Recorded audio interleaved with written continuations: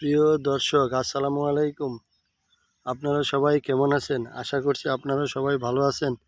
আজকে আপনাদের সামনে একটি গুরুত্বপূর্ণ ভিডিও নিয়ে হাজির হয়েছি। আশা করছি আপনারা কেউই স্কিপ করে যাবেন না, ভিডিওটি অবশ্যই শেষ পর্যন্ত দেখবেন। আপনারা এই ভিডিওতে দেখতে পাচ্ছেন কিভাবে মিষ্টি কুমড়া চাষ করা হয়েছে। বন্ধুরা, আপনারা এই মিষ্টি কুমড়া চাষ করাগুলো খুবই সহজ। আপনারা চাইলে বাড়ির আশেপাশের যে কোনো পতির জমিতে এই মিষ্টি কুমড়াগুলো চাষ করতে পারেন। এছাড়া আপনারা চাইলে বাড়িতেও আপনারা এই মিষ্টি কুমড়াগুলো চাষ করতে পারেন। যে কোনো বাড়িতে আপনারা ইচ্ছা করলে মাচা করে মিষ্টি কুমড়া চাষ করতে পারেন, অথবা আপনারা উঠোনে মিষ্টি কুমড়া চাষ করতে পারেন।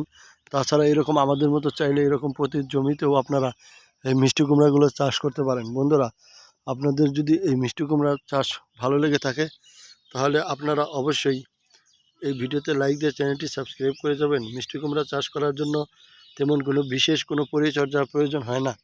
আপনারা প্রথমে মাটিগুলোকে ঝুরঝুরে করে নেবেন, চাষ দিয়ে নেবেন। তারপর আপনারা মিষ্টি কুমড়ার গাছের ভালো বীজ সংগ্রহ করবেন এবং সেই বীজগুলোকে আপনারা বপন করবেন। বীজ বপন করার পর আপনারা নিয়মিত পানি দিবেন। নিয়মিত পানি দেওয়ার পর আপনারা দেখতে পারবেন 7 থেকে 8 দিনের ভিতরেই মিষ্টি কুমড়ার চারাগুলো গজিয়ে যাবে। তারপর আপনারা চাইলে এই মিষ্টি কুমড়া চারাগুলোতে আস্তে আস্তে বড় হবে।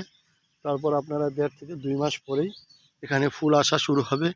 এবং দেখতেই পাচ্ছেন এই যে মিষ্টি কুমড়া দেখতে পাচ্ছেন আপনারা ভিডিওতে, এরকম অনেক মিষ্টি কুমড়া দেখতে পারবেন এবং অনেক ফুল দেখতে পাচ্ছেন। আপনারা ইচ্ছে করলে এইভাবে অনেক মিষ্টি কুমড়া উৎপাদন করতে পারবেন। মিষ্টি কুমড়া উৎপাদনের জন্য তেমন কোনো পরিশ্রম প্রয়োজন হয় না, শুধু বীজটা বপন করে দিলেই হয়ে যায়।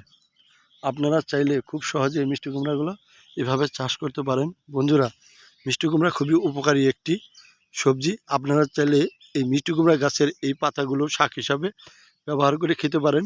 এমনকি এই মিষ্টি কুমড়ার ফুলগুলোকেও আপনারা বড়া হিসাবে ভেজে খেতে পারেন।